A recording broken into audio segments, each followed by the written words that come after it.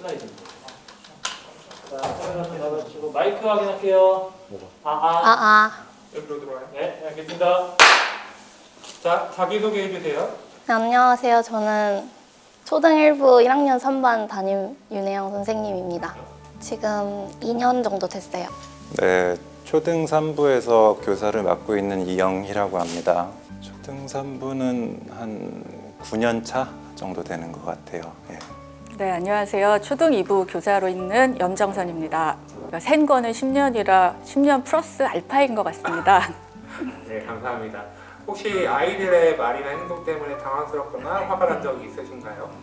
네, 당황스러웠던 적이 한 번 있는데 작년 여름 성경학교 때 그 반 친구들이랑 공과 공부를 하려고 모였는데 돌아온 탕자 이야기를 들려줬었거든요. 근데 한 친구가 갑자기 저보고 선생님도 유산 받았어요? 이러는 거예요. 그래서 유산이 어떤 의미인지 다시 설명해주고 선생님 부모님은 아직 건강하시다고 말해줬던 기억이 있습니다. 네, 당황스러웠던 적이 좀 있는데 제가 그러니까 6학년 이제 사춘기 여학생들로만 구성됐던 적이 한 번 있었어요. 그랬더니 여학생들이 사춘기가 오니까 이게 또 자기네끼리 또 여학생만 있다 보니까 그 그룹적인 문화가 생겨버리더라고요. 그래서 걔네끼리 하는 그 문화 자체를 제가 여자애들 어떻게 다루는지를 잘 몰라가지고 제가 그 문화에 못 들어갔던 한 해가 있었어요. 그 한 해가 참 되게 당황스러웠습니다. 예. 당황한 적이 이제 2번 말씀드릴 수 있는 케이스가 있었는데요. 한 번은 이제 천국 소망에 관해서 우리가 공부를 하고 있었는데 아이들이 천국 가고 싶지 않아요. 거기 게임도 없잖아요. 심심할 것 같아요. 라고 얘기를 했을 때 과연 그럼 나는 가고 싶었을까? 그런 생각이 정말 들었고 그 부분은 사실 아직도 아이들한테 정말 좋은 답을 줄 수 있는 준비가 안 됐구나라고 생각하는 점입니다. 또 한 부분은 아이들이 이제 저희가 여러 가지 현장 예배를 드릴 때는 절기마다 행사도 있고 길지는 않지만 간단한 일들을 했는데 그때마다 우리도 너무 힘들어요. 사는 게 지쳤는데 뭐 좀 하자고 그러지 마세요 라고 했을 때 굉장히 당황스러운 적이 있었고요.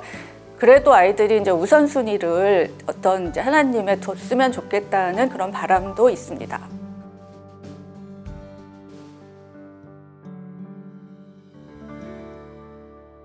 앞에 선생님들의 인터뷰를 잘 보셨나요? 우리 모두는 초등학생 아이들을 사랑으로 섬기는 선생님들입니다. 하지만 그렇다고 해서 우리 초등학교 아이들이 언제나 편하고 그리고 사랑스럽기만 한 것은 아닌 것 같습니다. 저도 청년 때 한 부서의 선생님이었습니다. 저는 청소년부의 선생님이었는데요. 청소년이 좋았던 것도 있지만 사실은 초등학생 같은 우리 어린 아이들이 참 무섭기도 했습니다. 왠지 내 말을 잘 알아듣는 것 같지도 않고 내가 하는 말이 혹시나 아이들에게 상처가 될까 걱정되기도 했고요. 그리고 제가 예상치 못한 당황스러운 질문들도 저를 힘들게 했습니다. 지금 초등 1, 2, 3부를 섬기는 많은 선생님들께서는 짧게는 1년, 길게는 10년이 넘는 기간 동안 우리 아이들을 섬기고 계시는 것으로 알고 있습니다. 하나님이 우리에게 주신 아이들로 인해서 너무나도 행복하지만 예상치 못한 아이들의 행동으로 인해 놀랐을 때도 있고 또 아이들의 생각지 못한 질문은 우리 모두를 당황시킬 때도 있습니다. 그런 것들이 어떨 때는 우리의 마음을 낙심케도 하고 지치게 만들기도 합니다. 그런데 중요한 것은요, 그렇게 아이들과 소통할 때 우리 선생님들이 어떤 반응을 하셨는지가 우리 아이들을 변화시키고 달라지게 만든다는 것입니다. 그렇다면 우리는 아이들을 어떻게 해야 할까요? 그것을 지난주에 이영재 목사님께서 감정 코칭에 대한 강의를 통해 우리에게 알려주셨습니다. 아직 못 보신 분이 있다면 잠깐 뒤로 가기를 하신 뒤에 이영재 목사님 강의부터 보고 또 이 강의를 계속해서 들어주시면 감사하겠습니다. 이영재 목사님의 강의의 중요한 점은 바로 이것입니다. 이제 우리 선생님들이 티칭이 아닌 코칭을 해야 한다는 것입니다. 티칭은 지식을 아이들에게 전달하는 것이죠. 그런데 코칭은 지식을 전달하는 것이 아니라 우리 아이들과 서로 파트너가 되어서 서로의 잠재 능력을 이끌어내는 것입니다. 당연히 우리 선생님들이 아이들의 잠재 능력을 이끌어내는 것이지만 더불어서 아이들을 통해서 나 자신을 바라보고 그리고 우리 선생님들의 잠재 능력도 이끌어내는 것이죠. 이런 코칭을 하기 위해 중요한 것이 바로 감정 코칭입니다. 감정 코칭은 아이들의 감정을 인정해주고 공감해주면서 아이들이 자신의 감정을 스스로 알아갈 수 있도록 그리고 그 가운데 바른 길로 갈 수 있도록 도와주는 것입니다. 이 가운데 이영재 목사님은 4글자를 강조하셨는데요. 강의를 열심히 들으신 분이라면 바로 아실 것입니다. 바로 경인공지입니다. 이는 경청, 인정, 공감, 지도의 순서로 감정 코칭이 이어진다는 것입니다. 그럼 우리가 감정 코칭을 제대로 알기 위해서는 어떻게 해야 할까요? 존 카트만 박사님은 감정 코칭을 잘하기 위해서 세부적으로 5가지 단계에 대해서 이야기해 주었습니다. 우리 선생님들 중에 부모 교실도 자세히 강의를 들으신 분은 이 5가지 단계에 대해서 이미 잘 들으셨을 것입니다. 저는 이 강의에서 이 5가지를 간단하게 소개를 할 거고요. 더 자세히 알고 싶다 하시면 이성직 전도사님이 부모 교실을 한 영상을 찾아보시면 좋을 것 같습니다. 감정 코칭 5단계의 첫 번째는 아이의 감정을 인식하는 것입니다. 아이의 표정을 통해서 그리고 몸짓을 통해서 아이의 감정을 읽어낼 수 있어야 합니다. 그냥 아이를 딱 볼 때 아이의 감정이 드러나기도 합니다. 얼굴을 찡그리거나 아니면 낙심해 있거나 그런 감정을 보이기도 하지만 우리가 노력하지 않으면 놓치는 것이 많습니다. 우리는 아이들과 일주일에 1시간, 길게는 2시간 정도를 만납니다. 하지만 그 시간 가운데에서도 꼭 읽어주어야 하는 중요한 감정을 놓쳐서 본의 아니게 아이에게 큰 상처를 주는 경우도 있을 수 있습니다. 그래서 아이가 누군가가 나의 감정을 알아주기를 간절히 바랄 때 이를 놓치지 않도록 우리가 노력해야 합니다. 감정 코칭 5단계 중에 2번째는 감정적 순간을 좋은 기회로 삼는 것입니다. 존 카트맨 박사님은 감정 코칭은 감정을 보이는 순간에 하는 것이 좋다고 이야기합니다. 특히 강한 감정을 보일 때가 감정 코칭을 하기 좋을 때라고 말합니다. 갑자기 아이가 강한 감정을 내비치면 시간이 빨리 갔으면 좋겠다 이렇게 바라고만 있는 것이 아니라 그 기회를 좋은 기회로 삼아서 아이들에게 감정 코칭을 해야 한다는 것입니다. 3번째 단계는 아이가 감정을 말할 수 있게 도와주어야 합니다. 이때 선생님들이 흔히 하는 실수가 하나 있습니다. 그것은 너가 말하지 않아도 선생님은 너의 감정을 다 알고 있어 라는 마음을 갖는 것입니다. 하지만 아이의 감정이 어떤지 짐작이 가더라도 아이 스스로 자기 감정을 들여다보고 스스로 이야기할 수 있도록 묻고 들어주어야 합니다. 감정 코칭의 5단계 4번째는요, 아이의 감정을 공감하고 경청해야 합니다. 예배 때나 공과 공부 시간에는 그럴 일이 많이 없지만 오랜 시간을 함께하는 성경학교 때에는 아이들이 친구들과 놀다가 그리고 게임을 하다가 감정이 올라올 때가 있습니다. 그럴 때 아이들의 입에서 다소 격한 어투로 감정을 드러낼 때도 많이 있습니다. 또한 몸짓으로 그 감정을 표현할 때도 많이 있습니다. 하지만 그럴 때에도 우리는 먼저 아이들의 감정을 읽어주고 공감해 주어야 합니다. 아이들의 행동을 지적하는 것이 먼저가 아니라 아이들의 감정을 읽어주고 공감해 주는 것이 먼저라는 것입니다. 먼저 아이의 감정을 공감해주지 않는다면 어떤 것이 옳고 그런지 아이가 알 수 있는 기회 자체가 없어지게 됩니다. 마지막 5번째는 아이 스스로 문제를 해결할 수 있도록 하는 것입니다. 이 단계에서 우리는 먼저 한계를 정하고 아이들의 욕구를 확인하고 해결책을 찾아보고 해결책을 검토하며 아이가 스스로 해결책을 선택할 수 있도록 도울 수 있습니다.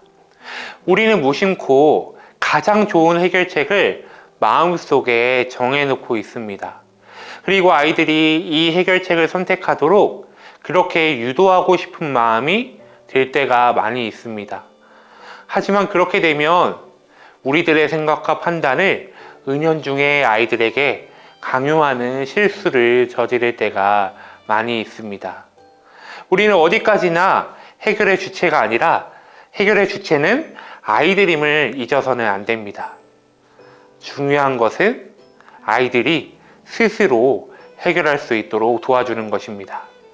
아마 이렇게 들어서는 근데 잘 모르실 거예요. 5가지 단계를 당장 말해보라고 해도 기억하시는 분이 아무도 없을 거예요. 그래서 한 가지 예시를 준비해 보았습니다. 이 감정 코칭의 예시를 보면서 한번 감정 코칭 5단계를 다시 한번 살펴보도록 하겠습니다.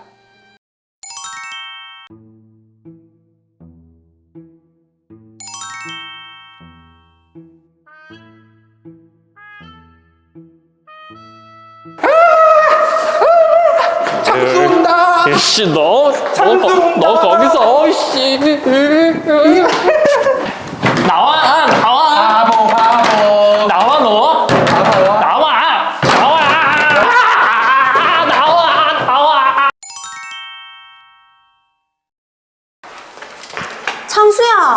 창수야, 안 돼. 창수야, 나오세요. 나와. 차는 건 안 되지.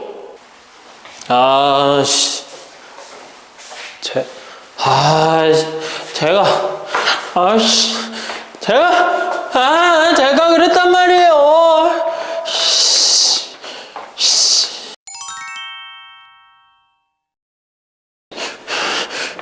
창수야, 우리 옆에 가서 얘기해볼까? 일로 와봐. 싫어요. 싫어요.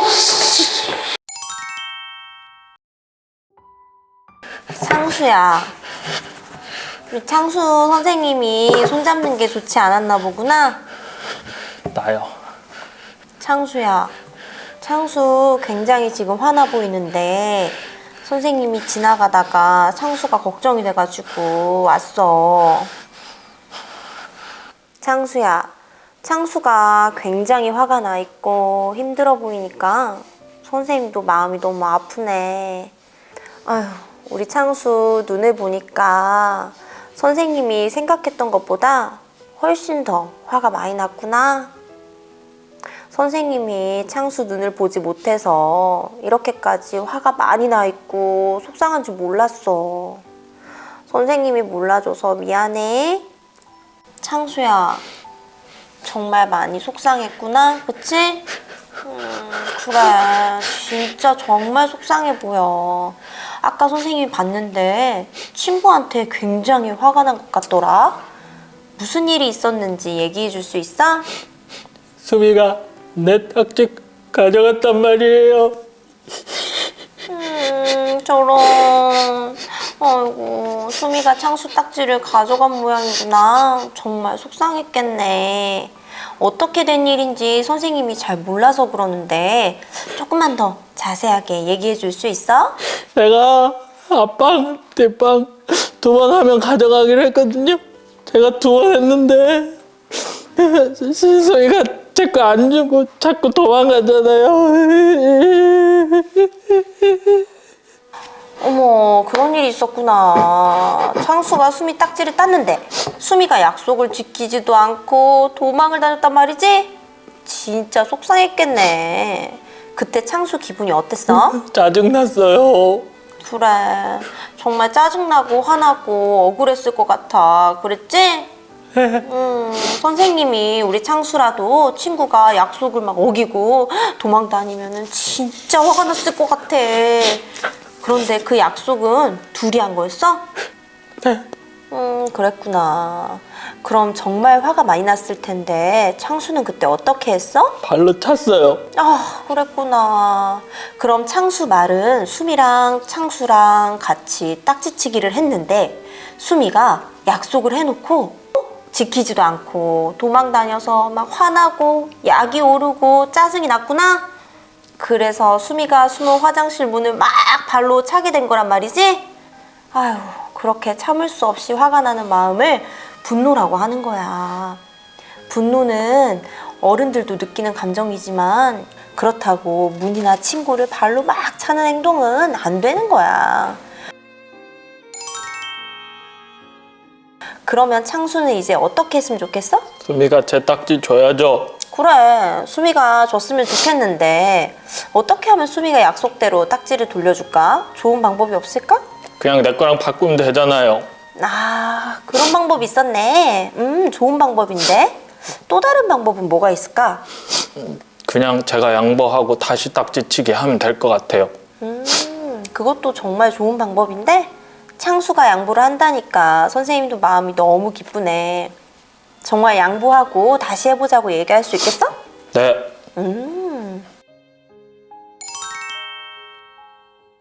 창수의 그런 모습이 굉장히 용기 있어 보이는데 그런데 선생님은 수미가 또 약속을 지키지 않아가지고 창수가 다시 속상해할까 봐 걱정이야.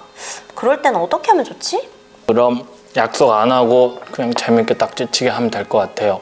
그렇구나. 그런 방법도 있었네. 그럼 창수도 약속을 하지 않고 딱지치기를 할 수 있겠어? 네. 창수가 마음을 넓게 썼구나. 선생님도 그런 창수한테 정말 고마운 마음이 드네. 창수야, 아까 화가 정말 많이 났었잖아. 근데 지금은 기분이 좀 어때? 지금은 좋아요. 그래. 창수가 기분이 좋아진 걸 보니까 선생님도 기분이 너무 좋아. 그럼 이제 수업 시간이니까 수업하러 들어가도 될까? 잘 보셨죠? 우리 중간중간에 나오는 이 감정 코칭의 단계를 기억하면서 한번 연습을 해봐야 한다는 것을 기억하셨으면 좋겠습니다. 그런데 우리가 감정 코칭을 하기 전에 하나 더 유의해야 할 것이 있습니다. 그것은 우리가 무려 1학년부터 6학년까지 전혀 다른 생물들과 함께 예배드리고 있다는 점입니다. 초등학교 1학년과 6학년은 같은 초등학생이지만 아예 다른 아이입니다.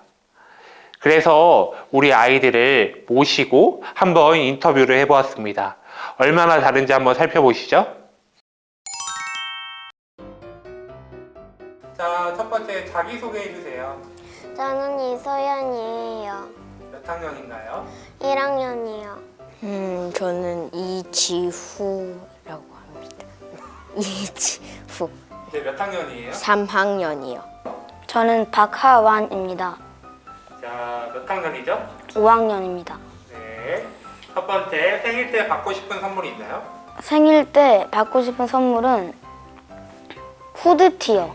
회색에 지퍼가 따로 없는 후드티요. 3D 펜이요. 딱히 없고 고르면 레고. 네. 오, 좋아요. 자, 그러면 다음 중에 내가 가장 화날 때는 언젠가? 두 번째요. 두 번째, 억울하게 혼날 때. 좋아요. 두 번째요. 두 번째. 전에 친구랑 싸운 적이 있는데요. 그때 제가 친구를 밀친 게 아닌데 옆에 있던 친구가 밀친 거거든요. 그게 제가 밀쳤다고 오해를 받았어요. 그래가지고 친구들이랑 싸운 적이 있거든요. 선생님한테 살짝 혼났어요. 첫 번째요. 첫 번째, 좋아요.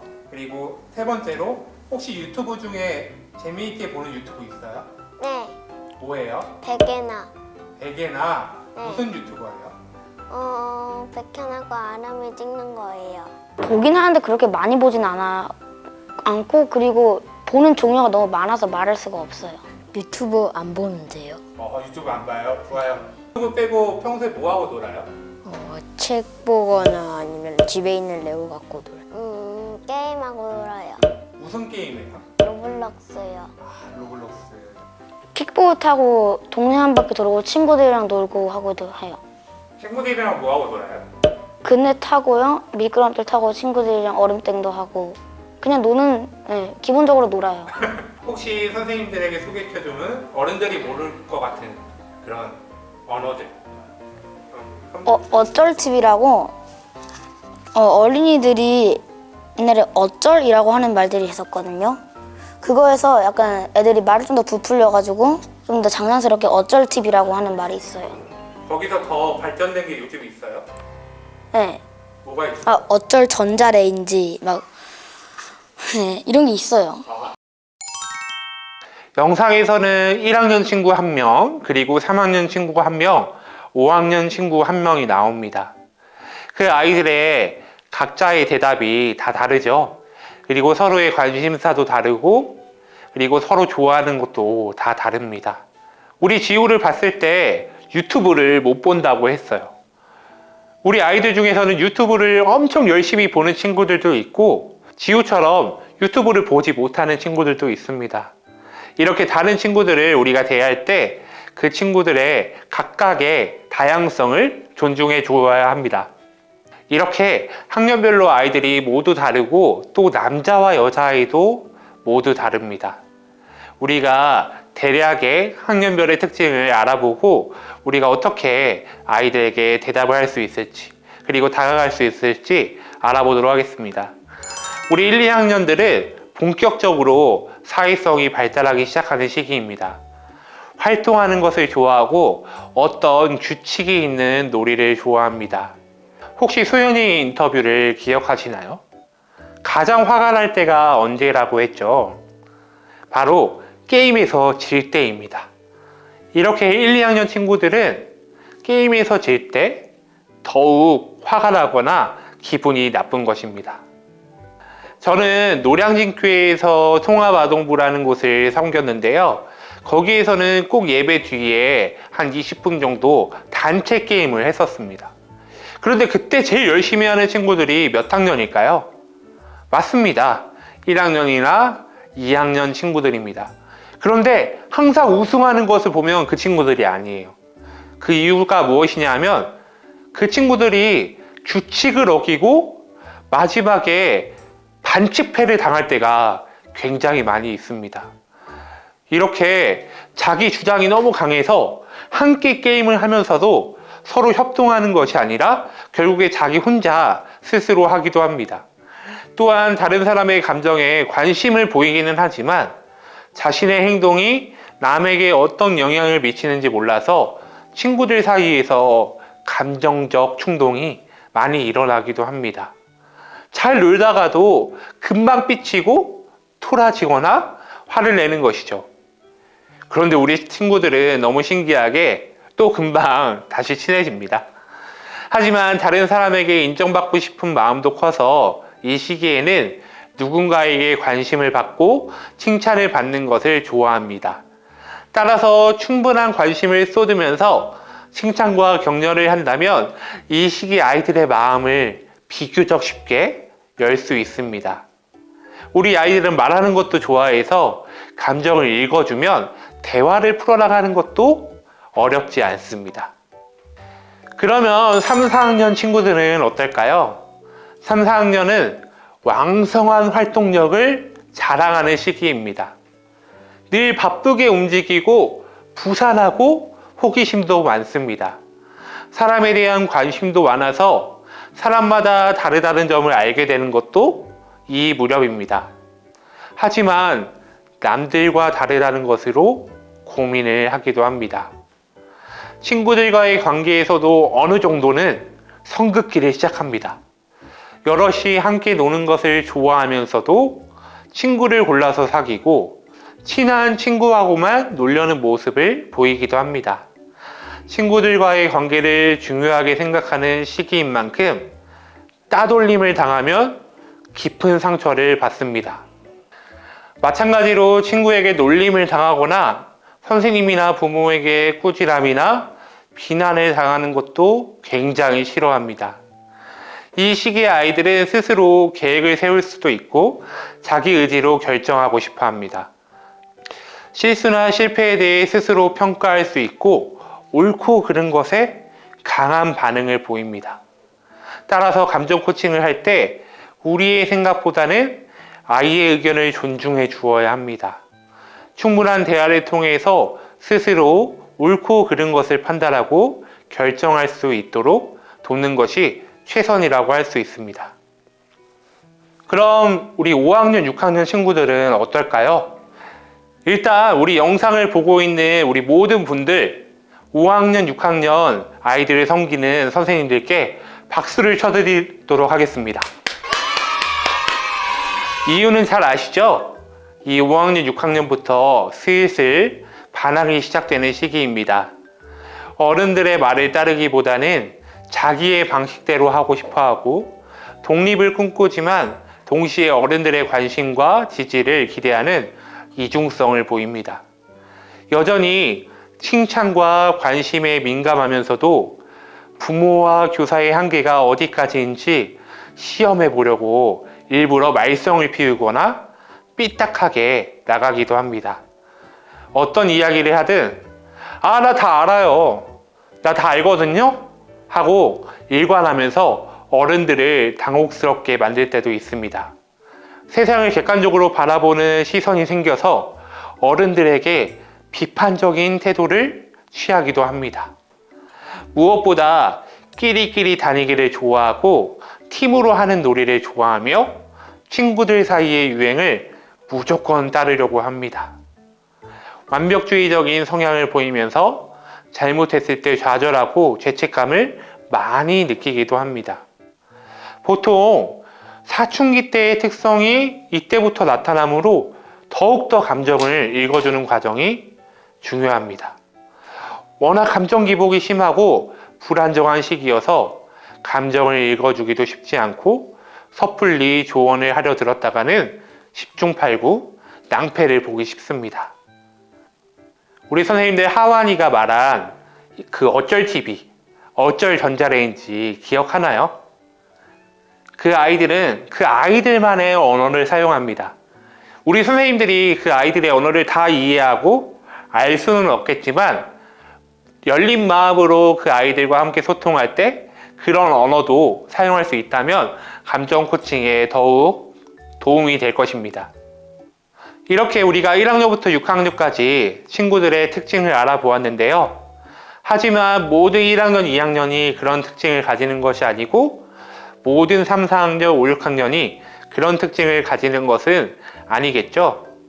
아까 하완이와 지우의 대답을 들어보셨지만 그 아이들도 학년이 다르지만 같은 대답을 하기도 하고 서로 엇갈리는 대답을 하기도 합니다. 그래서 우리는 어떤 아이들을 하나의 원칙과 하나의 틀로 규정하는 것은 잘못된 일입니다. 중요한 것은 우리가 감정 코칭에 대해서 제대로 아는 것입니다. 하지만 감정 코칭에서 이런 것보다 먼저 중요한 것이 있다고 전문가들은 이야기합니다. 그것은 초감정이라는 것입니다. 초감정은 감정에 대한 감정입니다. 감정에 대한 감정, 인식, 기억, 경험들이 복합적으로 얽혀서 감정에 갖는 태도입니다. 굉장히 어렵죠. 이걸 쉽게 말하면 아이의 감정에 대한 나의 감정이 초감정이라고 할 수 있습니다. 만약에 나도 모르게 욱하거나 버럭하거나 무기력하거나 미움이 생기거나 싫거나 힘든 마음이 생기면 그것이 바로 자신의 초감정입니다. 그런데 전문가들은 이 초감정에는 원인이 되는 역사적 배경이 있다고 이야기합니다. 어릴 때의 나의 모습이나 그리고 어떤 사건 때문에 내가 가지고 있는 불편함 때문에 그런 감정에 대한 감정, 초감정이 흘러나오는 것이죠. 그런데 이런 초감정이 중요한 이유는 자신의 초감정 때문에 아이의 감정을 있는 그대로 바라보지 못할 때가 있다는 것입니다. 그러므로 자신의 초감정을 알아야 상대방의 감정을 있는 그대로 받아줄 수 있습니다. 어떤 상황에 대해서 객관적으로 바라볼 수 있는 것입니다. 그리고 이것은 아이와만 이어지는 것이 아니라 모두에게 이어지게 됩니다. 중요한 것은 나 자신의 마음을 먼저 알아야 진심으로 감정 코칭을 아이들에게 해줄 수 있다는 것입니다. 저는 이 교사대학을 위해서 최성애 박사님이라는 분의 영상을 많이 찾아보았는데요. 그분이 재밌는 이야기를 하나 하더라고요. 자기 마음이 편안하지 않은 상태에서 감정 코칭을 하겠다고 아이들에게 너가 화가 났구나, 슬펐구나 이렇게 억지로 하는 것은 감정 코칭이 아니라 감정 코팅이라고 이렇게 이야기합니다. 수용, 존중, 배려, 사랑 없는 말뿐인 감정 코칭, 이런 것들은 아이들이 금방 알아차립니다. 그래서 우리가 그것이 진심이 될 수 있도록 연습이 필요한 것입니다. 우리가 초감정을 생각하면서 하나님 앞에서 우리 안에 있는 이 초감정들, 이 아픔들을 치유할 때 우리 아이들에게 조금 더 따뜻한 감정 코칭을 해줄 수 있을 것입니다. 지금까지 짧은 시간 동안 감정 코칭에 대해서 알아보았습니다. 감정 코칭은 많은 연습이 필요하고 그 가운데 우리의 초감정을 느끼는 시간도 필요합니다. 최성희 박사님은 보통 부모님들은 한 8시간 정도 감정 코칭을 배우는데 시간이 필요하다고 이야기하고 우리 선생님들은 한 15시간 정도 시간이 필요하다고 이야기합니다. 우리 아이들을 일주일에 1시간 정도 만난다고 생각을 하면 무려 15주나 걸리는 것이죠. 하지만 우리가 감정 코칭을 주중에도 생각하고 아이들을 생각하면서 기도할 때 그 1시간이지만 그 어떤 1시간보다 깊은 시간이 될 수 있을 것 같습니다. 그런데요, 제가 강의를 준비하면서 우리 선생님들을 생각할 때 우리 선생님들이 충분히 잘하고 계신다라는 생각이 들었습니다. 이미 우리 선생님들에게 아이들은 충분히 감사함을 느끼고 있습니다. 어떻게 아냐고요? 제가 먼저 들어봤거든요. 우리 아이들은 선생님에 대해서 무엇이라고 말할지 한번 들어보도록 하겠습니다. 선생님에게 감사했던 적이 있을까요? 네, 언제 감사했어요? 이뻐해줘서 숙제를 실수로 각 한 번 딱 안 해간 적 있는데 그냥 다음에 해오라고 안 혼낸 적 있어요. 좋아요. 까먹고 안 해갔는데. 그냥 저 잘 가르쳐 주신 거. 말하면 되나요? 저 같은 경우는 이제 어렸을 때부터 이제 1학년 때부터 6학년까지 여기 초등 3부를 이렇게 다녔는데 거기 계신 선생님들은 저를 6년 동안 어딜 주일에 오든 어느 성경 학교를 가든 어디든 저랑 같이 있고 돌봐주시고 하셔서 모든 남자 선생님, 여자 선생님들이 다 저희 어머니, 아버지 같으신 분들이었습니다. 그래서 네, 그분들이 저에게 해주셨던 일들이 모든 것이 감사합니다. 저 같은 경우는 초등학교 때부터 되게 장난이 많고 말썽꾸러기였는데 이제 초등부 선생님들이 저를 되게 잘 케어해 주시고 저한테 좋은 추억을 많이 남겨주셔가지고 정말 감사했던 것 같습니다. 그때로 다시 돌아가고 싶은 마음이 남아 있습니다. 저는 예수성교회를 다니진 않았지만 그래도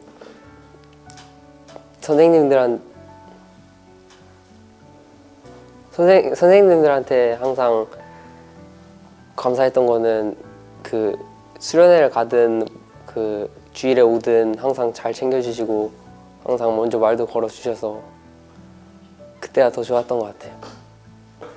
그리고 주일 때마다 항상 와서 제가 말이 많았는데 그렇게 항상 제 이야기를 잘 들어주셔서 감사했습니다.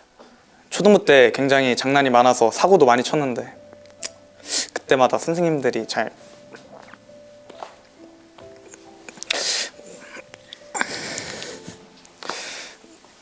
나중에 할게요. 잠깐만요.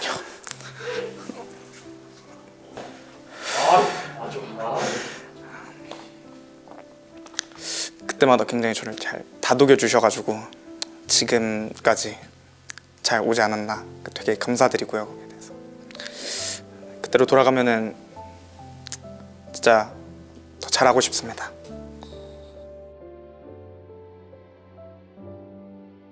하나님께서는 우리 아이들을 우리에게 맡겨주셨습니다.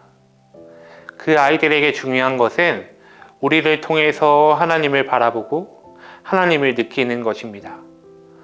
정말 그 아이들의 감정을 우리가 들어주고 받아줄 때 우리의 모든 것을 아시는 하나님께서 그 아이들의 마음을 직접 어루만지고 함께 하실 것입니다. 더불어 그 가운데 우리 선생님들의 마음도 조금 더 사랑이 가득하게 만들어 주실 줄 믿습니다.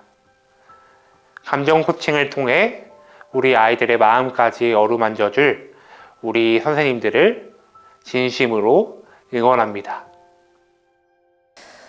네, 그 반 아이들이랑 좀 친해졌을 때 이제 예배 시작하기 전에 제 양옆에 이제 딱 붙어 앉아가지고 한 주 동안 뭘 했는지 그런 걸 이렇게 다 얘기해주는 그런 때가 있어서 그때 정말 행복했던 것 같아요.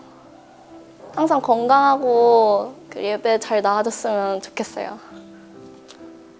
예, 그냥 제가 사실은 뭐 그렇게 성실하게 교사 생활을 하는 편은 아니어갖고 뭐 이렇게 학과를 잘 가르쳐주거나 뭐 이런 건 아니었는데 공과를 잘하거나 이런 편은 아니었는데 그냥 교회 나와서 그냥 애들이랑 같이 얘기하고 뭐 수업하고 뭐 예배 보고 뭐 이러는 활동들 자체가 되게 행복했던 것 같습니다.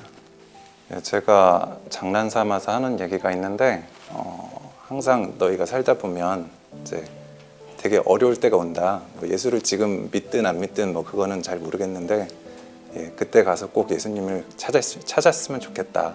이제 그런 얘기를 합니다. 그래서 항상 그렇게 믿음 안에 사는 친구들이 됐으면 좋겠습니다. 물론 예배 들어갔을 때 아이들이 먼저 와서 굉장히 반겨줬을 때가 제일 크고요. 그리고 지금 현장 예배 못해서 사실 아이들하고 소통이 좀 원활하지 못하지만 저희가 이제 절기마다 아이들이 뭐 카드도 써주고 또 편지도 써주고 그랬을 때 기대 이상으로 굉장히 감동적인 편지들을 받은 기억들이 있어서 그럴 때 굉장히 저도 감동이 됐었던 것 같고요. 요즘은 이제 저희가 문자로 보내줄 때 아이들이 실수지만 뭐 답을 줬을 때 잘못 보냈어요라도 굉장히 반갑더라고요. 그래서 현장 예배로 회복되는 게 가장 좋지만 그렇지 못해도 아이들과 잘 소통할 수 있는 기회가 많이 생겼으면 합니다. 초등 2부는 이제 4, 5, 6학년인데 정말 바쁘게 살고 있구나라는 생각이 들고요. 그렇지만 우리 친구들이 내 편인 하나님을 잊지 않았으면 좋겠고 그리고 인생의 우선순위가 역시 믿음이 되었기를 그냥 바라고 있습니다.